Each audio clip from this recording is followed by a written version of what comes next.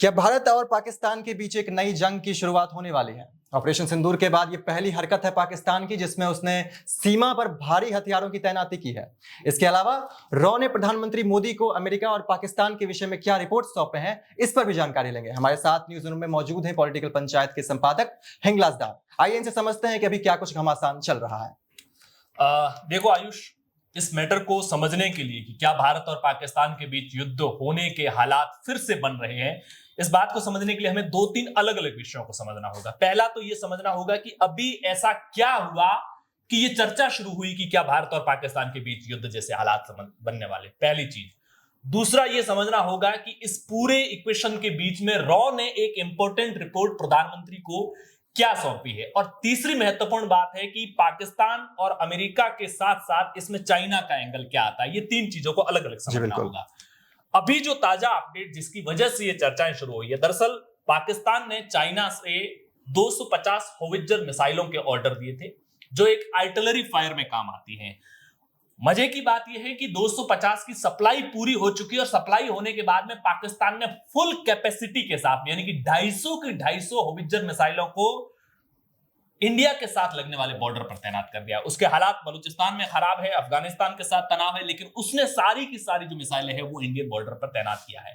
पहले भी कई बार हमको जो कश्मीर से लगी हुई एलओसी है वहां पर ऐसा मूवमेंट देखा गया है, लेकिन इस बार सिर्फ कश्मीर नहीं, पूरे के पूरे बॉर्डर, चाहे वो पंजाब का बॉर्डर हो, राजस्थान से लेकर गुजरात तक भारत के साथ जो भी सीमा लगती है वहां पर उसने तैनाती की है। ये पहली सबसे महत्वपूर्ण खबर है जिसकी वजह से ये चर्चा शुरू हुई। लेकिन ये मिसाइलें कैसी है, भारत उसका काउंटर कैसे करेगा, इस डिटेल को समझने से पहले एक रॉ की रिपोर्ट को समझना जरूरी है। रिसर्च एंड एनालिसिस विंग की रिपोर्ट जो प्रधानमंत्री को सौंपी गई है। इस रिपोर्ट में पेटांगन की एक रिपोर्ट का हवाला देते हुए एनालिसिस किया है। दरअसल रॉ का यह काम होता है कि समय समय पर दुनिया भर में जो इवेंट्स हो रहे हैं, दुनिया भर में जो अलग अलग रिपोर्ट्स आ रही हैं, उनका विश्लेषण करे और उन विश्लेषण के आधार पर अपनी एक रिपोर्ट तैयार करके भी प्रधानमंत्री को दे, जिसके साथ में संभावित सॉल्यूशंस भी हो, संभावित प्रॉब्लम्स भी हो और उनका अपना उन हालातों को लेकर क्या ऑडिट है वो भी होना चाहिए। अभी कुछ समय पहले पेटांगन ने एक रिपोर्ट दी है। अमेरिका इस समय इराक युद्ध में फंसा हुआ है। मई में जो रिपोर्ट आती है उसके मुताबिक ये बताया जाता है कि अमेरिका ने जो यहां पर उनका जो एयर डिफेंस सिस्टम है, जो थर्ड एयर डिफेंस सिस्टम है, वो 25 जून 2026 की रिपोर्ट के मुताबिक बहुत ज्यादा उसने जो आर्टिलरी है, इंटरसेप्टर जो है, उसका इस्तेमाल कर चुका है। जो प्री वॉर प्रिपरेशन होती है जिसके मुताबिक लगभग 360 ये इंटरसेप्टर होते हैं।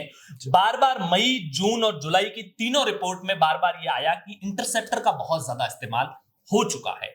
और जुलाई की रिपोर्ट के आधार पर तो ये तक कहा गया कि अमेरिका अपने 80% थर्ड एयर डिफेंस सिस्टम के जो इंटरसेप्टर है उसका इस्तेमाल कर चुका है। और इसको 80% का आंकलन कैसे किया गया ये वो भी समझिए कि प्री वॉर जो डेटा होता है उसके मुताबिक 360 इंटरसेप्टर का एक डेटा है जो अमेरिका के पास में किसी भी युद्ध से पहले की तैयारी के हिसाब से वो अपना एक तरह से स्टॉक रखता है।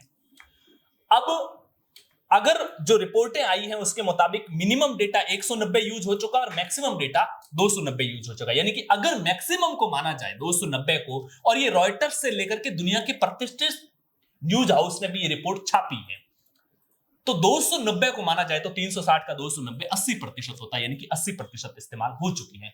अब यह आंकड़ा हो सकता है कि मीडिया रिपोर्ट्स है, पेटांगन अपनी सारी बातें बाहर नहीं कहता है, कुछ इंटेलिजेंस चीजें बाहर नहीं आती हैं, इसको खारिज भी किया जा सकता है। लेकिन 3 अगस्त को एक और महत्वपूर्ण खबर, यानी कि अब से 2 दिन पहले एक महत्वपूर्ण इनपुट सामने आता है जो ये तो जरूर क्लियर संकेत कर रहा है कि अमेरिका में इस समय जो उसके इंटरसेप्टर है उसके क्राइसिस से वो जूझ रहा है। क्योंकि 3 अगस्त को प्रोडक्शन जो इसका इंटरसेप्टर का है उसको 4 गुना करने का एक एग्रीमेंट होता है यूएस गवर्नमेंट का।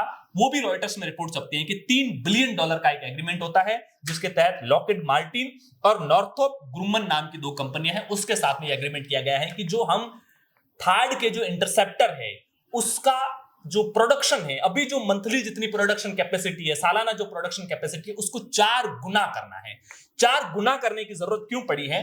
क्योंकि दरअसल अमेरिका ने दुनिया भर के अंदर जो अपनी मिलिट्री कमांड है उसको अलग अलग भागों में बांट रखा है।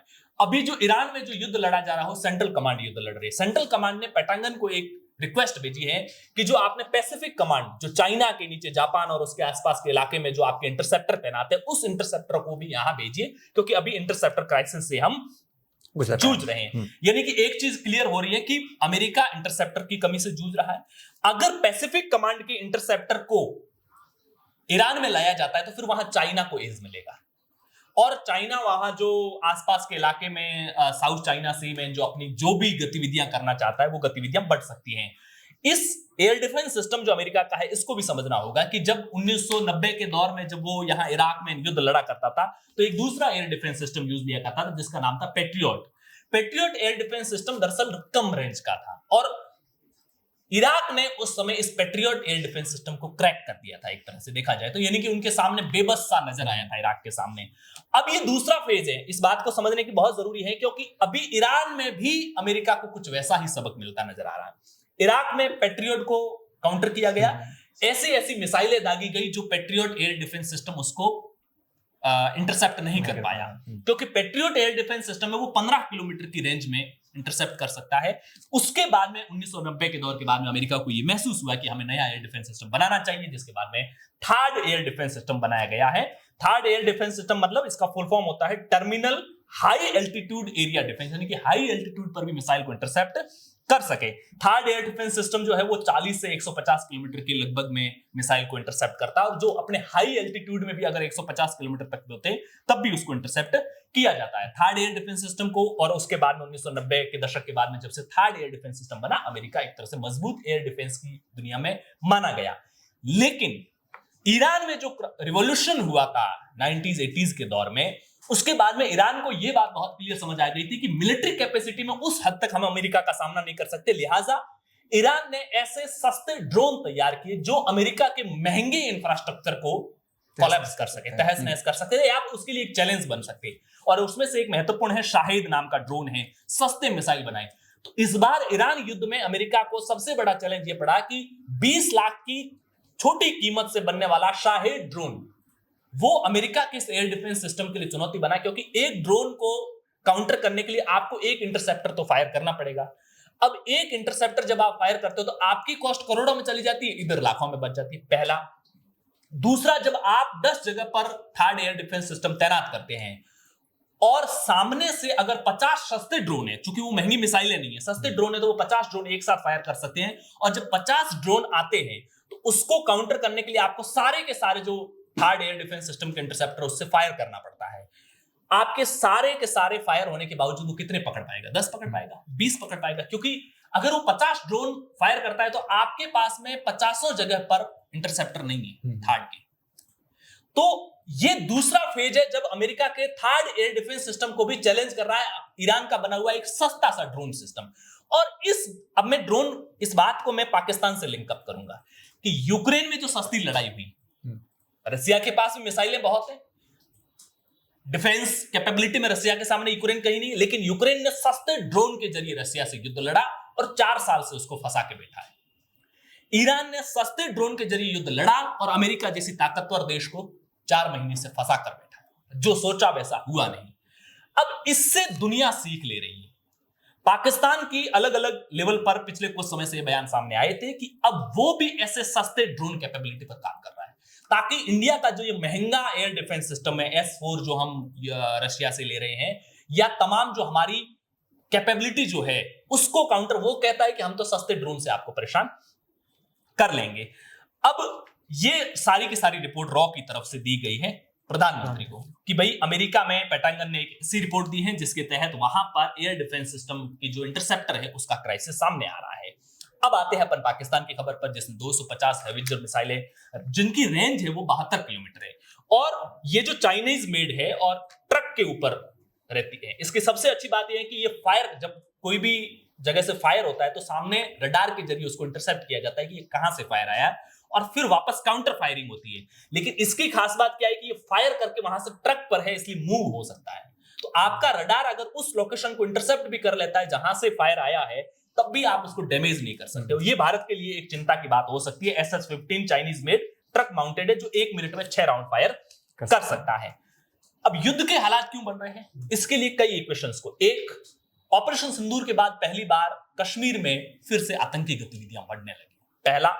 दूसरा, इन दिनों अमरनाथ यात्रा चल रही है जो सिक्योरिटी के लिहाज से काफी अहम है। तीसरा, ईरान के साथ में जो पाकिस्तान की मीडिएशन से जो डील होनी थी वो डील हुई नहीं, पटरी पर चढ़ी नहीं, और अब जो दूसरे रास्तों से जो यूएई और इन सब की मध्यस्थता से जो डील पटरी पर चढ़ती हुई नजर आ रही है, इसमें आसिफ मुनीर काफी साइडलाइन हो चुके हैं, क्योंकि आसिफ मुनीर पीओके के हालात नहीं संभाल पा रहे हैं, बलूचिस्तान के हालात नहीं संभाल रहे। तो पाकिस्तान के अंदर जो हालात बने हुए हैं वो ऐसी कई मीडिया रिपोर्ट्स हैं कि बलूचिस्तान से लेकर पीओके तक के जो हालात है उसमें 606 लोगों की अब तक मौत हो चुकी है, जिससे जो इंटरनल पॉलिटिक्स होती है उसमें बहुत ज्यादा प्रेशर है।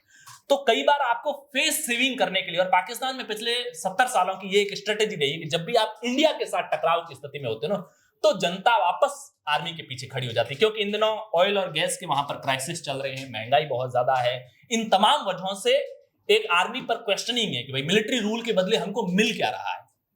लेकिन ऐसे में आसिफ मुनीर जो है ना, वो बलूचिस्तान से लेकर पीओके तक के हालातों के बीच जो अपने देश के अंदर घिरे हुए हैं, उससे बचने के लिए भी हो सकता है वो इंडिया के साथ में अपनी एक स्थितियों को कॉन्फ्लिक्ट वाली स्थितियों में लेकर के आए, ताकि वहां की आर्मी को फिर से, आर्मी के पीछे फिर से जनता को खड़ा किया जा सकते हैं। एक आखिर सवाल ये आता है कि अगर यहां पर हॉवित्जर मिसाइलें तैनात हुई तो भारत इसका काउंटर कैसे करेगा। भारत के लिए थोड़ा सा चिंताजनक स्थितियां जरूर है, क्योंकि चाइना सस्ता माल पाकिस्तान को देकर के इंडिया को इंगेज करेगा, क्योंकि चाइना का भी इंडिया के साथ लंबा बॉर्डर लगता है। ये उसकी एक स्ट्रेटेजी का पार्ट हो सकता है, ये उसके लिए सफलता का एक पार्ट हो सकता है कि हमको अगर भारत को काउंटर करना है सफलतम रूप से, तो पाकिस्तान को कुछ सस्ते इक्विपमेंट देकर के इंडिया को हाईली इंगेज कर लो उनके साथ में। क्योंकि वैसे तो इंडिया काउंटर कर सकता है, होवित्जर को भी पिनाका के जरिए 120 किलोमीटर की रेंज है, लेकिन हाँ, पिनाका काफी महंगा पड़ता है। तो इंडिया जो सस्ते, जैसा हमने कहा ना कि आपको लड़ाई में अफोर्डेबिलिटी भी ध्यान रखनी है, कि ऐसा नहीं हो कि आप सामने वाले का 5 रुपए का नुकसान करने के लिए अपना 500 का रिसोर्स यूज कर रहे हो, तो फिर आप घाटे में हो। कब तक उस 5 रुपए को नुकसान पहुंचाने के लिए अपने 500 का इंफ्रास्ट्रक्चर यूज करते रहोगे। लिहाजा इंडिया के अंदर हाल ही में एक वीलेप प्रोजेक्ट के तहत जो आईआईटी मद्रास और इंडियन आर्मी ने मिलकर के जो टेक्नोलॉजी डेवलप की है, और हो सकता है कमीशन भी हो जाए 2026 के आखिर तक, उसमें भी लगभग हम काउंटर कर सकते हैं, जिसमें जो 3 लेवल पर है। पहला लेवल पर 40 से 70 किलोमीटर, एक और जो K9 वज्र है वो 36 से 62 किलोमीटर है, धनुष 30 से 55 किलोमीटर तक इनको जवाब दे सकता है। लेकिन मैं अपनी बात को समाप्त करूं उससे पहले इन सारी इक्वेशन के बीच में 2 सवाल फिर हो सकते हैं। पहला सवाल तो ये हो सकता है कि कहीं ये ऐसा इसलिए तो नहीं किया जा रहा है कि इन दिनों जो हमारा जो सिलीगुड़ी कॉरिडोर है, नॉर्थ ईस्ट के अंदर इंडियन जो मिलिट्री कैपेबिलिटी यूज होनी चाहिए, या फिर जो समुद्री इलाकों में जो यूज होनी चाहिए, उन रिसोर्सेज का मिसयूज करवाने के लिए, उनको एक साइड में ज्यादा धकेलने के लिए वो सिर्फ दिखावे के लिए सामने तैनात कर रहे हैं। एक कारण ये हो सकता है। और दूसरा जो मैंने कहा कि हो सकता है कि पाकिस्तान का ध्यान भटकाने के लिए भी, पाकिस्तान अपनी जनता का ध्यान भटकाने के लिए इंडिया के साथ टेंशन वाली स्थितियों को क्रिएट कर सकता है। ये थी सारी जानकारी, सारे अपडेट्स हम आपको पहुंचा चुके हैं। आगे की जानकारी के लिए भी आप चाहें तो हमें फॉलो कर सकते हैं। मिलेंगे फिर, शुक्रिया।